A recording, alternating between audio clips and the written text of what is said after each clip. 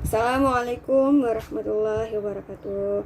Salam sejahtera bagi kita semua. Dengan saya di sini atas nama Mega Monica Lestari. Pada video kali ini, saya akan memaparkan materi dari silabus mata kuliah saya pada mata kuliah Hukum Agraria Perwakafan dengan judul Hak atas tanah, yang mana sebagai tingkatan terakhir dari hak penguasaan hak atas tanah. Jadi di sini saudara bisa membedakan antara hak penguasa tanah dengan hak atas tanah.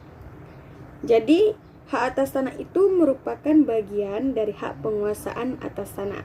Jangan bingung ya, nanti dibaca lagi atau nanti kita simak lagi video selanjutnya supaya nanti saudara bisa lebih jelas untuk memahaminya.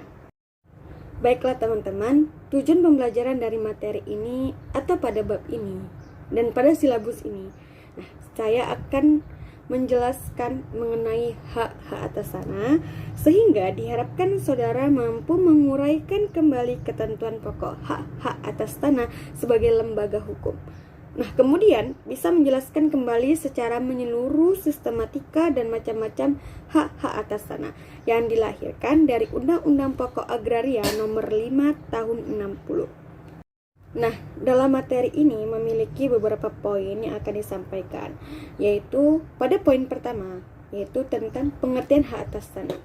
Poin kedua, tentang jenis-jenis hak atas tanah menurut Undang-Undang Nomor 5 Tahun 1960 tentang pokok-pokok agraria.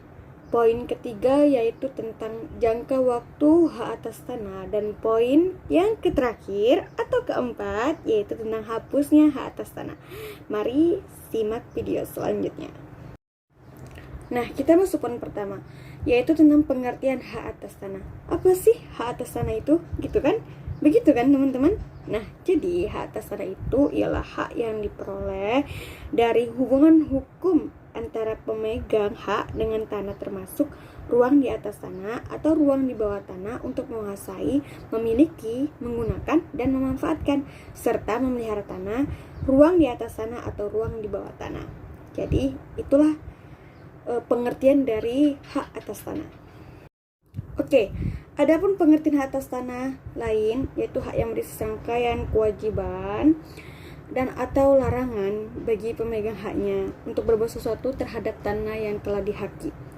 Nah, kita masuk poin kedua ya teman-teman, yaitu tentang jenis-jenis hak atas tanah menurut Undang-Undang Nomor 5 Tahun 1960 tentang pokok-pokok agraria.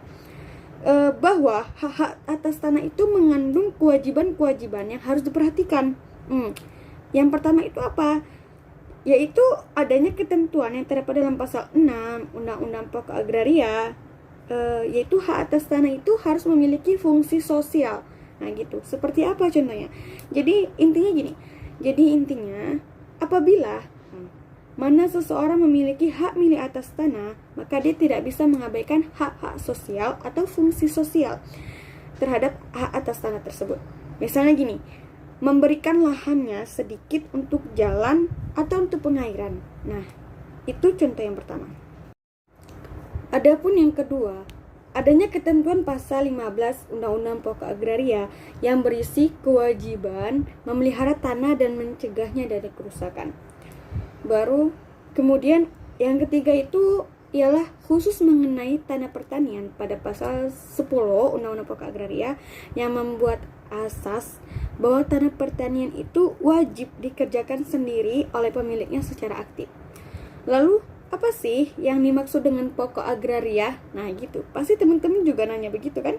Nah jadi pokok agraria itu yang mengatur sumber daya alam agraria secara umum, juga mengatur jenis-jenis hak atas tanah.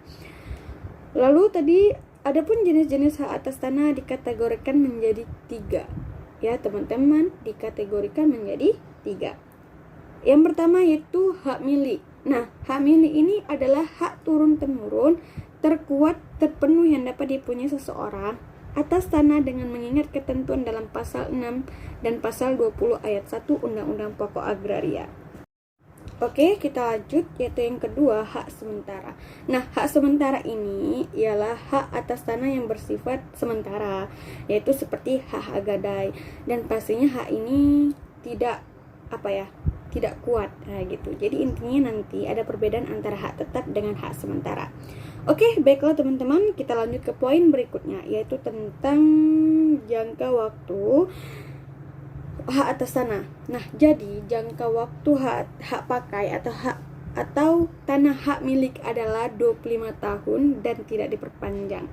Adapun hak atas tanah yang diberikan untuk jangka waktu yang tidak ditentukan selama dipergunakan untuk keperluan tertentu diberikan kepada yang mana itu dia diberikan kepada misalnya departemen. Nah, lembaga pemerintahan non-departemen dan pemerintahan daerah. Adapun juga perwakilan negara asing dan perwakilan badan internasional. Ada juga kayak badan keagamaan. Ya, badan keagamaan dan badan nasional. Itu juga termasuk dia tidak ada dibatasi oleh jangka waktu, teman-teman. Baiklah teman-teman, kita masuk poin berikutnya, yaitu tentang hapusnya hak atas tanah.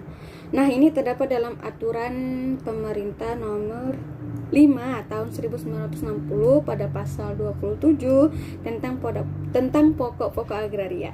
Nah, dengan berdasarkan aturan tersebut disimpulkan bahwa sekarang yang menelantarkan tanahnya bisa kehilangan hak atas tanah miliknya. Nah, jadi yang melantarkan, misalnya dia punya lahan tapi nggak diurus, dilantarkan, itu juga ada bisa kehilangan hak miliknya. Jadi dan bisa dituntut kembali sebelum lewat jangka waktu selama 5 tahun. Nah, jadi dia bisa nuntut kembali, itu kan tanahku. Nah, tapi dalam jangka waktu 5 tahun, lebih dari 5 tahun, maka lenyap. Nah, apabila selama 5 tahun dikeluarkan tidak mengajukan gugatan pada pengadilan dan tanah tersebut dapatkan dengan itikat baik dan secara fisik nyata dikuasai oleh orang lain atau badan hukum yang sudah memperoleh persetujuan, begitu juga sebaliknya. Jadi, jika saudara atau teman-teman punya lahan yang kosong, maka rawatlah, maka jagalah, maka tanamlah dengan tanaman yang baik, atau kita buat perusahaan yang baik. Jadi jangan dilantarkan ya teman-teman, nanti hak miliknya hilang. Oke, baiklah teman-teman, kemudian sudah cukup ya saya paparkan, saya jelaskan. Ya, saya juga masih belajar, jadi lebih dan kurangnya ya harap maklum. Saya juga saya meski banyak belajar, ya kan. Buat saya, kalian, dan kita semua harus tetap semangat belajar agar bisa menjadi pemimpin yang sesuai aturan, bukan yang melanggar aturan. Nah, jadi baiklah, saya Mega Monica Lestari izin undur diri. Wassalamualaikum warahmatullahi wabarakatuh.